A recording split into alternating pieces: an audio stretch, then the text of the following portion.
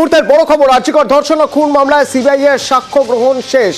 50 জনের সাক্ষ্য গ্রহণ করা হয়েছে। এই 50 জনের সাক্ষ্য গ্রহণ করার প্রক্রিয়া শেষ হয়েছে শিয়ালদা আদালতে। আমার সঙ্গে অমিত রয়েছেন। অমিত, আরো জানবো।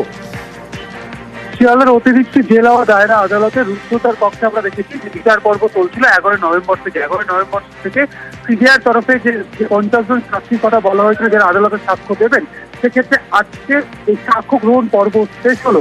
আগামী পরশু দিন বিচারক অভিযুক্ত সঞ্জয় রায়ের পক্ষে আত্মপক্ষের বক্তব্য শুনবে এবং বিচারকের যদি প্রশ্ন থাকে সঞ্জয় রায়কে, তিনি প্রশ্ন করবেন এবং সঞ্জয় রায় তার উত্তর দেবেন। তবে চার্জশিট দেওয়ার ক্ষেত্রে সিবিআই 128 জন সাক্ষীর বয়ানকে তারা চার্জশিটে রেখেছিলেন এবং বিচার পর্ব শুরু হওয়ার আগে সিবিআইয়ের তরফে আদালতে জানানো ছিল যে তারা এই সাক্ষ্য গ্রহণ পর্বে অর্থাৎ বিচার পর্বে তারা 50 জন সাক্ষীকে আদালতে নিয়ে আসবেন।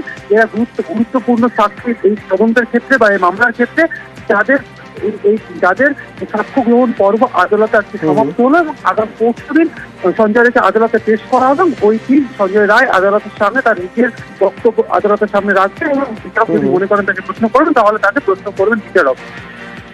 ধন্যবাদ।